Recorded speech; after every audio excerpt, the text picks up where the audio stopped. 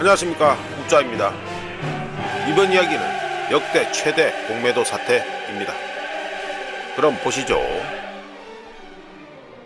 2008 금융위기 당시 리먼 브러더스의 한 트레이더는 컴퓨터 화면이 붉게 변하는 것을 보면서 동료에게 우리는 조정이 아니라 청산장에 있다 라고 속삭였다는 유명한 일화가 있습니다.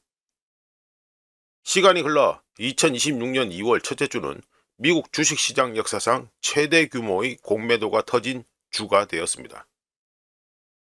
마이크로소프트는 고점 대비 마이너스 27% 폭락했고, 오라클은 고점 대비 58% 폭락하면서 S&P 500 소프트웨어 지수 전체가 단 7거래일 만에 시가총액 1조 달러를 잃었습니다.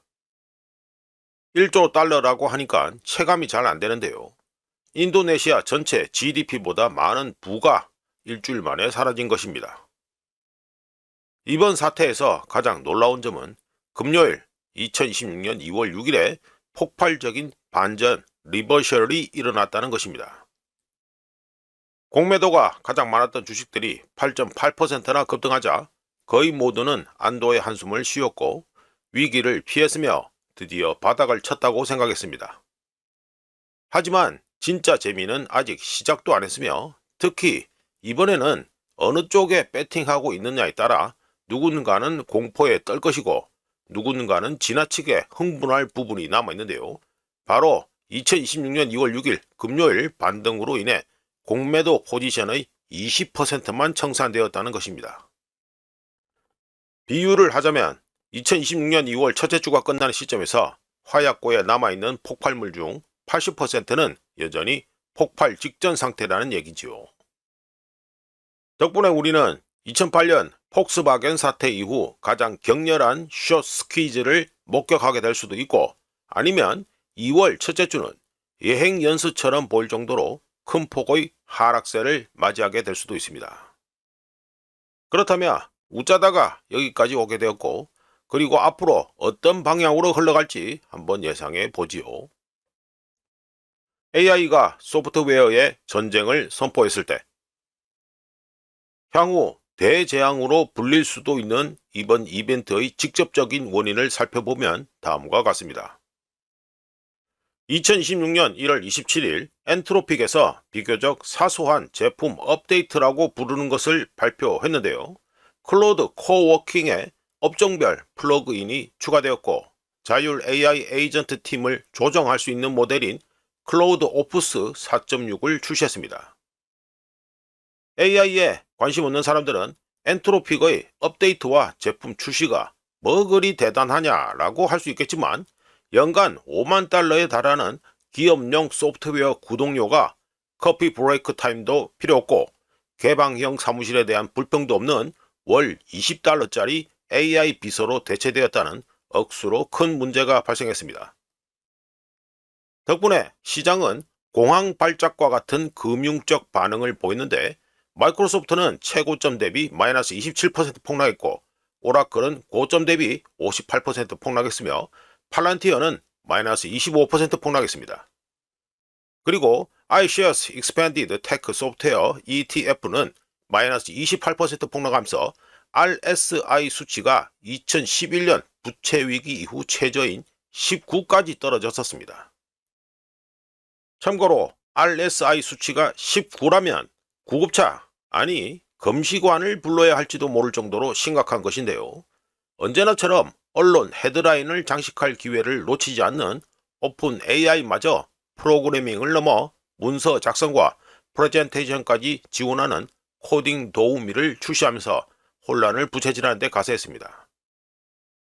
오픈 AI의 참전은 소프트웨어 업계의 대혼란을 보고 불길에 기름을 붓고 폭죽을 터뜨려야지 라고 생각한 것이 아닌가라는 의심을 하게 만드는데요.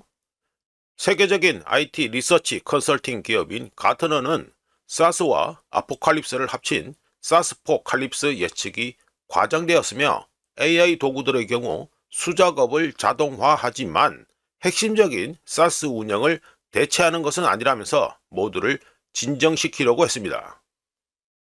하지만 시장은 그들의 말을 듣지 않았으며 피를 원했습니다. 피냄새를 맡으면 월스트리트는 잔치를 벌인다. 프라임 브로커리지 데이터에 따르면 헤지펀드들은 단순히 매도하는 데 그치지 않고 오늘날 시장에서 전례 없는 속도로 공매도를 했는데요. 그 수치는 정말로 어마어마해서 미국 개별 주식의 명목상 공매도 규모는 2016년 해당 데이터 집계 이후 사상 최대치를 기록했습니다.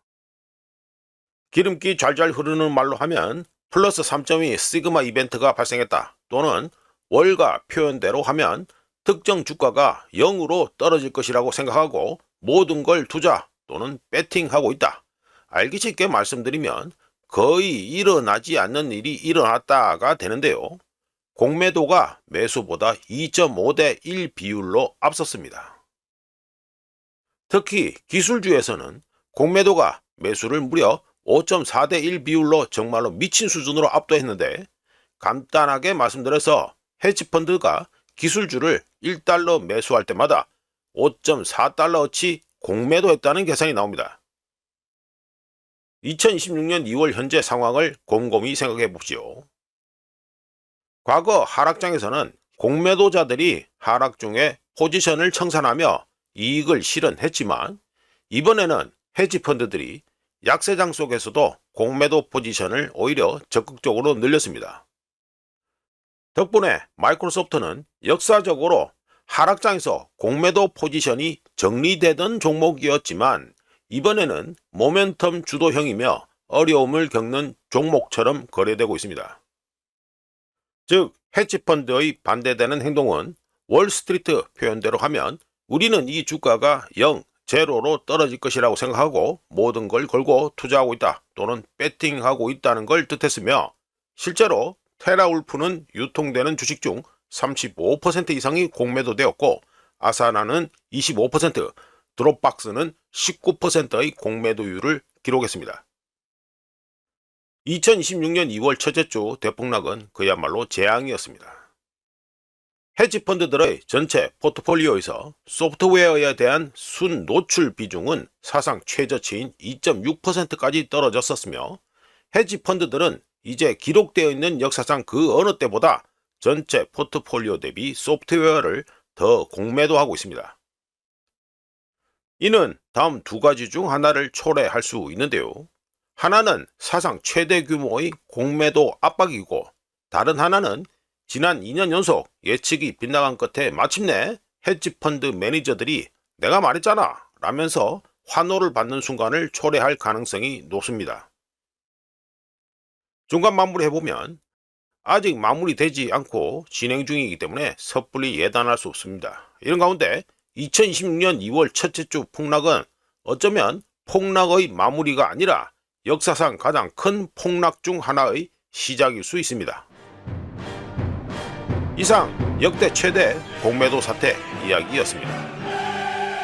구독, 좋아요, 그리고 회원가입 감사합니다. 다른 이야기로 또 찾아뵙겠습니다.